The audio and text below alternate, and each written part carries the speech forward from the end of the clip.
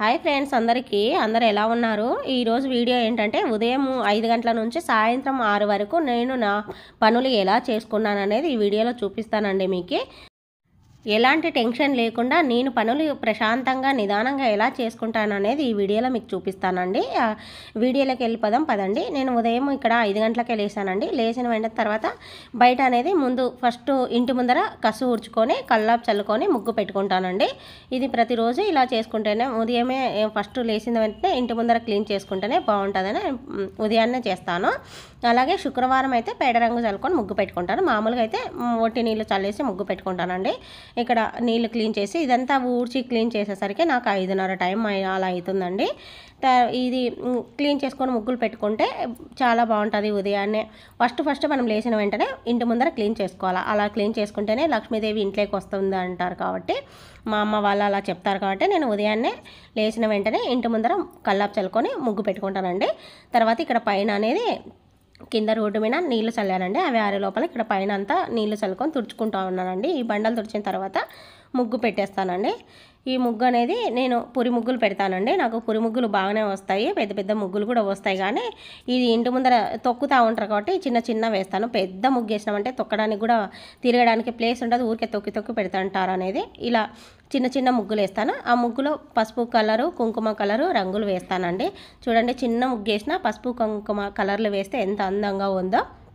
అలాగే తులసమ్మ చెట్టు దగ్గర కూడా వేసుకున్నాను. ఇప్పుడు కింద బండల మీద రోడ్డు మీద అనేది ఇక్కడ వేస్తున్నాను.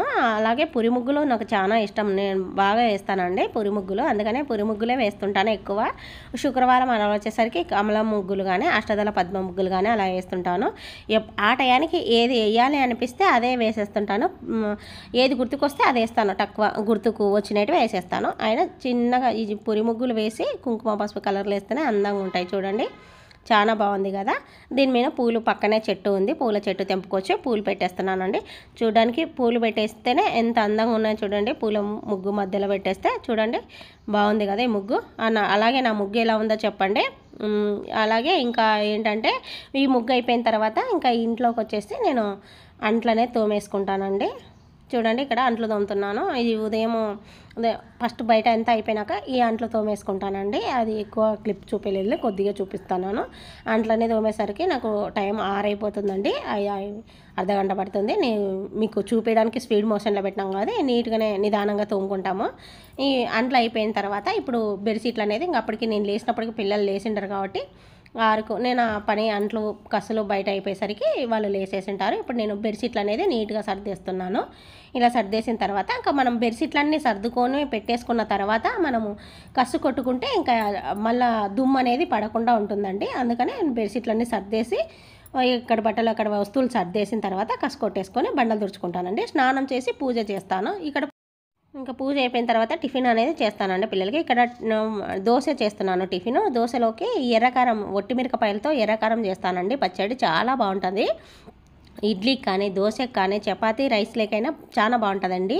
ఏం లేదు, కొంచెం నూనె పోసుకోవాలండి. బోలెలో నూనె పోసుకున్న తర్వాత జీలకర్రను కరివేపాకు వేసుకోవాలి. కొంచెము ఒక 2 ఉల్లిగడ్డలు వేసేసుకున్నాను. 2 ఉల్లిగడ్డలు కట్ చేసేసిన తర్వాత 15 ఎండు మిరపకాయలు వేసుకున్నానండి. అవి 1 నిమిషం అట్లా వేగిన తర్వాత టమాటాలు వేసుకున్నానండి. ఒక 4-5 టమాటాలు వేసుకున్నాను. 4-5 టమాటాల తర్వాత ఒక 5-6 ఎల్లిపాయలు వేసేసుకున్నానండి. ఇవి మంచిగా వేగాలండి, మెత్తగా టమాటాలు మొత్తం మగ్గిపోవాలి. టమాటాలు మగ్గిన తర్వాత కొత్తిమీర వేసేసి ఇంకొక నిమిషం అట్లా ఉడికిస్తే సరిపోతుందండి. ఇక్కడ కొత్తిమీర కూడా వేస్తున్నాను. టమాటాలు మగ్గిపోయినాయి, కొత్తిమీర వేసి 1 నిమిషం ఉడికిస్తే అది బాగా ఫ్లేవర్ అనేది వస్తుంది, దానికి ఉడికిపోతుంది. ఇప్పుడు స్టవ్ బంద్ చేసినానండి. అది చల్లగా అయిపోయినాక మిక్సీ పట్టుకుంటున్నాను. టమాటాలు ఒకటి బాగా మెత్తగా ఉడికించుకుంటే సరిపోతుందండి. ఇవి చల్లగా అయిపోయినాక మిక్సీ పడుతున్నాను. ఈ మిక్సీ పట్టేటప్పుడు మనం లావు ఉప్పు అనేది వేసుకుంటే ఈ పచ్చడికి బాగుంటుందండి. ఎప్పుడైనా కానీ పచ్చళ్ళకు లావు ఉప్పు వేస్తేనే టేస్ట్ బాగుంటుంది. ఇక్కడ దానికి సరిపడా లావు ఉప్పు వేస్తున్నాను. మిక్సీ పట్టేశాను. ఇది చూడండి ఎంత బాగుందో పేస్ట్. ఇంకా రోట్లో దంచుకుంటే ఇంకా చాలా బాగుంటుంది. ఉదయం పూట రోట్లో దంచాలంటే టైం సరిపోదు కాబట్టి మిక్సీకి వేసానండి. ఇక్కడ దోశ వేస్తున్నాను. ఇది కొత్తది తీసుకున్నాను, ఇనుప బెన్నము. చాలా బాగున్నాయండి, అసలు బాగా లేస్తున్నాయి దోశలు, చాలా బాగున్నాయి. ఈ దోశలు చేసేసానండి. ఈ దోశలు చేస్తుంటే ఆ ఎర్రకారం ఈ దోశలు తింటే చాలా బాగుంటుందండి. ఈ పచ్చడి అనేది ఎంతమందికి తెలుసో మీలో ఒకసారి చెప్పండి నాకు కూడా. అలాగే తెలియకపోతే ట్రై చేయండి, చాలా బాగుంటుంది. చూడండి ఇక్కడ దోశలు ఎంత బాగా లేస్తున్నాయో, కొత్త పెన్నమైనా బాగా లేస్తున్నాయండి. అలాగే దోశలు అయిపోయిన తర్వాత ఇంకా నేను టిఫిన్ అనేది తినేస్తున్నాను. పిల్లలకి అందరికి ఇచ్చేసిన తర్వాత లాస్ట్లో నేను తింటానండి. దోశలు అయితే చాలా బాగా వస్తున్నాయండి. ఇష్టం ఈ కొత్త పెన్నం అయితే చాలా బాగా పనిచేస్తుందండి. కొత్త పెన్నంని సీజనింగ్ ఎలా చేయాలనేది వీడియోలో ముందే పోస్ట్ చేసినాను, ఒకసారి చెక్ చేసుకోండి, మన ఛానల్లో ఉందండి. అసలు ఎంత నాన్ స్టిక్ పెన్నం యూజ్ చేయకూడదని అందరు అంటున్నారు కాబట్టి నాన్ స్టిక్ పెన్ పక్కన పెట్టేసి ఈ పెన్నం కొనుక్కున్నానండి. చాలా బాగా లేస్తున్నాయి. అసలు మీరు కూడా ఒకసారి మీకు అవసరమైతే ఆ పెన్నాన్ని ఆ వీడియో చూడండి, ఎలా క్లీన్ చేయాలనేది చెప్తాను. ఇక్కడ చూడండి ఎర్రకారమును దోశలు అందరు తిన్నారండి. లాస్ట్లో నేను తిన్నాను. తిన్న తర్వాత టిఫిన్ చేసిన తర్వాత ఇక్కడ బెడ్షీట్లు అనేది ఉతికేసాను. బట్టలు కూడా మొత్తం అన్నీ ఉతికేసాను.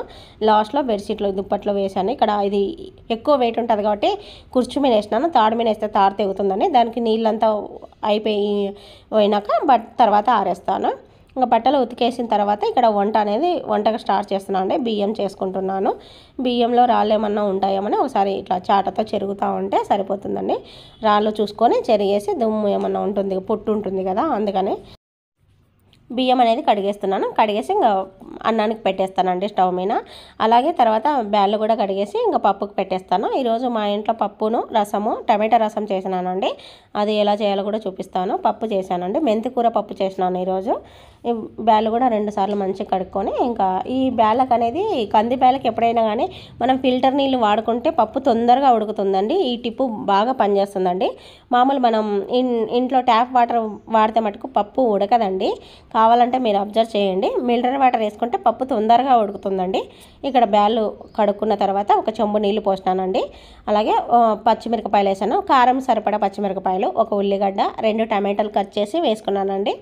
కొంచెం చింతపండును, కొంచెం పసుపు వేసేసాను. ఇంకా మెంతికూర చిన్న ఆకుది 2 కట్టలు వేసుకున్నానండి. పెద్ద మెంతికూర అయినా వేసుకోవచ్చు. పప్పు చాలా బాగుంటుందండి పప్పులో మెంతికూర పెట్టుకుంటే. ఇంకా ఇది 3 విజిల్ వచ్చేస్తే పప్పు అయిపోతుందండి. ఉప్పు వేసి ఎనిపేసుకుంటే తర్వాత పెట్టేసుకోవచ్చు.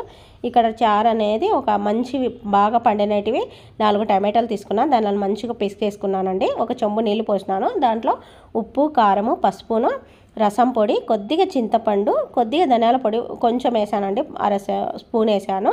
కొద్దిగా కరివేపాకు, ఇక్కడ కరివేపాకు వేసేది క్లిప్పు మిస్ అయిపోయింది. కరివేపాకు వేసుకుంటే ఇంకా పచ్చి కరివేపాకు చాలా బాగుంటుందండి టమాటా రసం. ఇది కూడా అంతా చారంతా మరలిన తర్వాత పప్పుకు చారుకు రెండింటి కలిపి ఒకటేసారి తిరువాత పెడతానండి. చారు అయితే చాలా బాగుంటుందండి. ఇక్కడ అన్నం కూడా ఉడుకుతూ ఉంది. పప్పు కూడా విజిల్స్ వచ్చేసినాయండి. ఇంకా పప్పు దించేసి రసం పెట్టేస్తున్నాను. ఇది మొత్తం బాగా ఉడికిన తర్వాత ఒక 5 నిమిషాలు 10 నిమిషాలకి పప్పు తిరువాత పెట్టేస్తే స్టవ్ బంద్ చేస్తానండి. రసము చారు దింపుతామనంగా రసంకి తిరువాత పెట్టేస్తానండి. అప్పుడే చారు బాగా టేస్ట్ వస్తుంది. లాస్ట్లో కొత్తిమీర కూడా వేస్తానండి స్టవ్ బంద్ చేసే ముందర. ఇక్కడ అన్నం కూడా అయిపోయింది. అన్నం ఇలా నేను గంజి వంచేస్తానండి. గంజి వంచిన తర్వాత ఇలా పాట పెట్టి మగ్గ పెడితే చాలా పాస్ పెట్టకుండా ఉంటుంది. అన్నం భంగం అవుతుంది అంటారు కదా, అది. తర్వాత ఇప్పుడు ఇంకా వంట అయిపోయిందండి. మధ్యాహ్నానికి అన్నము పప్పు రసము చేసేసాను. ఇక్కడ చూడండి స్టవ్ బంద్ చేసిన తర్వాత కొత్తిమీర వేసాను, చాలా బాగుంది. ఇంకా అన్నం పెట్టిస్తున్నాను మా పాపకి. ఇక్కడ ప్లేట్లో అన్నం పెట్టి పప్పు ఈరోజు మధ్యాహ్నానికి ఎర్రకారం ఉందండి, అదే మాకు ఈరోజు కాంబినేషను. కానీ పప్పు మామిడికాయ పచ్చడి చాలా బాగుంటుంది. ఇంకా కొత్త మామిడికాయలు వస్తాయి కదా శివరాత్రి పోయినాక, కొత్త మామిడికాయల పచ్చడితో ఒకసారి చూపిస్తానండి. అలాగే చాలా బాగుంటుందండి కొత్త మామిడికాయలతో పచ్చడి చేసుకున్నా కూడా.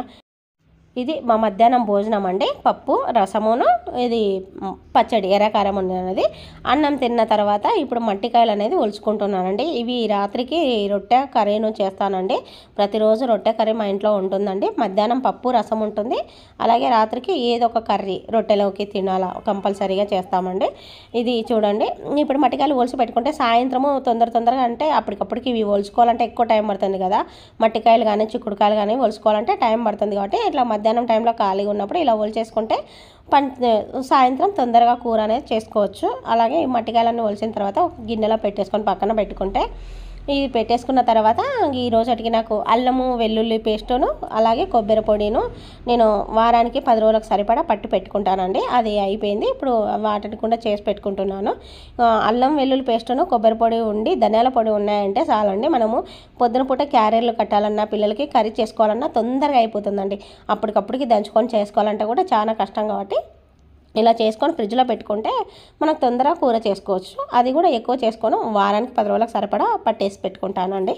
ఇక్కడ కొబ్బరి 2 చిప్పలు తీసుకున్నానండి. దాన్ని కట్ చేసి మనం పొడి చేసుకొని ఫ్రిడ్జ్లో పెట్టుకుంటే చాలా కూరలకి తొందరగా అయిపోతుందండి. ఇలా మధ్యాహ్నం టైంలో ఉన్నప్పుడు ఖాళీగా ఉన్నప్పుడు చేసుకుంటేనే ఈజీగా ఉంటుంది. అప్పటికప్పుడు చేసుకోవాలంటే కూడా చాలా కష్టం పడుతుంది. అలాగే మీరు కొబ్బరి పొడిను, అల్లం వెల్లుల్లి పేస్ట్ బయట ఏమన్నా కొనుక్కొచ్చుకొని వాడుకుంటారా, ఇంట్లోనే తయారు చేసుకుంటారా? బయట కొనుక్కుంటే దాని బదులు ఇలా కొంచెం టైం ఉన్నప్పుడు 1 గంట స్పెండ్ చేస్తే సరిపోతుందండి. మనమే ఇంట్లో చేసుకుంటే ఫ్రెష్గా ఉంటుంది కదా, అది బయట ఎప్పుడుదో చేస్తుంటారు, ఎన్ని రోజుల్లో ఉంటుంది. అందుకే నేను ఇంట్లోనే చేసుకుంటానండి. ఈ పొడిలే కాదు, ధనియాల పొడి, గరం మసాలా కూడా నేను ఇంట్లోనే తయారు చేసుకుంటానండి. అవి కూడా నేను బయట కొనను అసలు. అవి ఎలా చేయాలనేది అవి ఉన్నాయి, అయిపోయినప్పుడు ఇంకో వీడియోలో చూపిస్తాను ఎలా చేసుకుంటాననేది. మనం బయట కొనకుండా ఇవే బాగుంటాయి చేసుకుంటే. మనం ఇంట్లో కొద్దిసేపు ఒకరోజు 1 గంట కష్టపడినామంటే మనము చాలా ఒక వారం 10 రోజుల వరకు ఫ్రీగా చేసుకోవచ్చు అండి. కొనాల్సిన పని లేకుండా మనకి ఇంట్లో హెల్తీగా చేసుకున్నట్టే ఉంటుంది కదా. ఇప్పుడు అల్లం అనేది పొట్టు తీస్తూ ఉన్నాను చూడండి. ఇక్కడ పొట్టు తీసిన తర్వాత దీనిని కూడా కట్ చేసుకొని అన్నీ ఇవి మిక్సీ పట్టేటప్పుడు అల్లము కడిగేసుకొని మిక్సీ పట్టేసుకుంటే సరిపోతుందండి. మిక్సీ పట్టేటప్పుడు కొంచెం మనకు బయట ఇది అల్లం వెల్లుల్లి పేస్ట్ ఫ్రిడ్జ్ లేకుండా బయటైనా పెట్టుకోవచ్చు అండి. ఉప్పును నూనె కొంచెం మిక్సీ పట్టేసి పెట్టేసుకున్నామంటే బయట పెట్టుకున్నా కూడా వారం రోజులైనా అసలు ఫ్రెష్గానే ఉంటుందండి. ఫ్రిడ్జ్ అవసరం లేదు, ఫ్రిడ్జ్లో పెట్టకుండా కూడా. ఇది అల్లం కూడా కట్ చేసినాను. ఇంకా ఎల్లిపాయలు అనేది ఒలుస్తానండి. ఈ ఎల్లిపాయలు కూడా ఒలిచేసిన తర్వాత ఇంక ఇవి పట్టి పెట్టేసుకుంటే నాకు సాయంత్రానికి తొందరగా ఉంటుందండి. అలాగే ఇంకా ఈ ఎల్లిపాయలు అనేది ఒలుచుకుంటే సరిపోతుందండి. అలాగే ఈ వీడియోలో నేను ఈ టిప్స్ కూడా పెడుతూ ఉంటామండి. వ్లాగ్స్ కూడా పెడతా ఉన్నాను. టిప్స్ షార్ట్లోకి వస్తుంటాయి, వ్లాగ్లో కూడా చెప్తుంటానండి. టిప్స్ నాకు తెలిసినవన్నీ చెప్తా ఉంటాను. మన వీడియోను చూడండి, నా వీడియోస్ ఎలా ఉన్నాయో కామెంట్ చేయండి. అలాగే నేను ఇంకా ఏం వీడియోస్ చేయాలనేది మీరు నాకు చెప్పండి, నేను చేస్తానండి. నాకు తెలియని కూడా కొంచెం మీకు కూడా ఐడియా ఉంటే మీరు చెప్పండి, చేస్తాను. అలాగే నా వీడియోస్ ఎలా ఉన్నాయో చూసి చెప్పండి. అలాగే మన ఛానల్ని సపోర్ట్ చేయండి, సబ్స్క్రైబ్ చేసుకోండి, మీ ఫ్రెండ్స్కి షేర్ చేయండి. ఇక నుంచి మంచి మంచి వ్లాగ్సే వస్తుంటాయండి. మీకు పూజా వీడియోస్ కావాలా, వ్లాగ్స్ కావాలా, టిప్స్ కావాలా చెప్తే నేను చేస్తూ ఉంటానండి. దాన్ని బట్టి అన్ని వీడియోస్ కలిపి చేస్తూ ఉంటానండి, చెప్తా ఉంటాను. టిప్స్ కూడా చెప్తా ఉంటానండి, వ్లాగ్లో చెప్తాను, షార్ట్లో చెప్తాను. ఇవి 3 పట్టేసుకున్నానండి. ఇక్కడ అన్నీ ఒలిచి పెట్టేసుకున్నాం కదా, ఇవి మిక్సీ పట్టేసుకుంటే ఇంకా నాకు 10 రోజుల వరకు పొడులు అనేది రెడీగా ఉంటాయండి. పేస్టును, కొబ్బరి పొడి ఉంటుంది, అలాగే ధనియాల పొడి, గరం మసాలా ఉంటుందండి. అది ఒకసారి పట్టేస్తాను, నెలకు ఒకసారి పట్టి పెట్టుకుంటాను.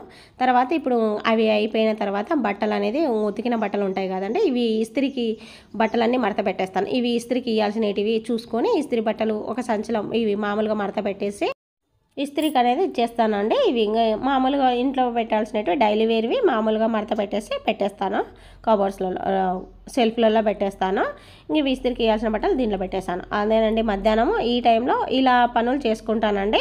మనం ఒక పని సర్లే ఇవి మళ్ళీ వేద్దాం, టైం ఉంది కదా అనుకోని పోస్ట్ పోన్ చేసుకున్నామంటే ఇవి పెరిగిపోతూనే ఉంటాయండి. మన పని మనం ఎప్పుడు పని అప్పుడు చేసుకుంటేనే మనకు కూడా చాలా తేలిక ఉంటుందండి. ఎక్కువ పని చేసినట్టు కూడా ఉండదండి. ఇవి ఇస్త్రీకి ఇవ్వాలి కాబట్టి ఇప్పుడు పెట్టేశాను.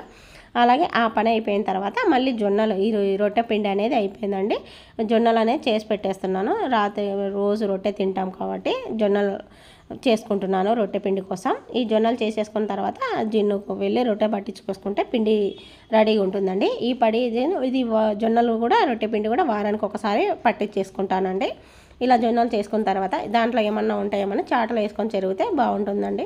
రాళ్ళు గిళ్ళు ఏమన్నా ఉంటే తీసేసుకుంటాము. అలాగే మీరు ఇలా రొట్టె పిండి మీరే ఇంట్లోనే తయారు చేసుకుంటారా, మీరు కూడా బయట కొనుక్కొచ్చుకుంటారా, మీరు చపాతీస్ ఎక్కువ తింటారా, రొట్టె ఎక్కువ తింటారా నాకు చెప్పండి. అలాగే ఈ జొన్నలు రొట్టె తినడం వల్ల డైట్ కూడా చాలా, డైట్ చేసే వాళ్ళకు ఈ రొట్టెలు చాలా బాగా పనిపడతాయండి, ఉపయోగపడతాయి.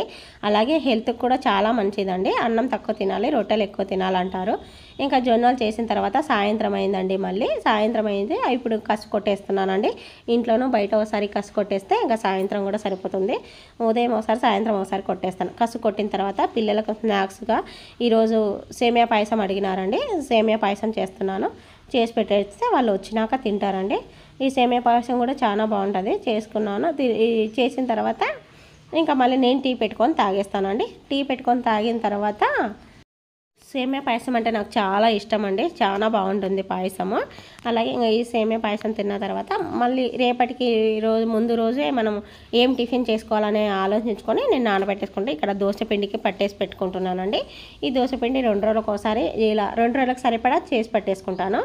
ఇడ్లీకి అయితే ఇడ్లీ అయినా సరే 2 రోజులకు సరిపడా ఒకటేసారి చేసి పెట్టేసుకుంటాం. ఫ్రిడ్జ్లో పెట్టేసుకుంటే మనకు కావాలన్నప్పుడు చేసుకోవచ్చు. ఇది పచ్చడి, ఈ దోశపిండి కూడా మిక్సీ పట్టేసుకున్నానండి. దోశపిండి మిక్సీ పట్టేసుకుంటే ఇంకా ఈ పని అయిపోతుంది. ఇంకా దాని తర్వాత నైట్కి అనేది రొట్టెను మట్టికాయల కూర చేసుకుంటానండి. ఇదేనండి ఈ వీడియో నా వీడియో ఎలా ఉందో, నా ఉదయం నుంచి సాయంత్రం వరకు నేను చేసుకున్న పనులు అనేది మీకు చూపించానండి. నా వీడియో ఎలా ఉందో కామెంట్ సెక్షన్లో కామెంట్ చేయండి. వీడియో నచ్చితే లైక్ చేయండి, షేర్ చేయండి, మీ ఫ్రెండ్స్కి షేర్ చేయండి. బాయ్ అండి. మరి ఒక మంచి వీడియోతో మీ ముందుకు వస్తాను. ఉండానండి.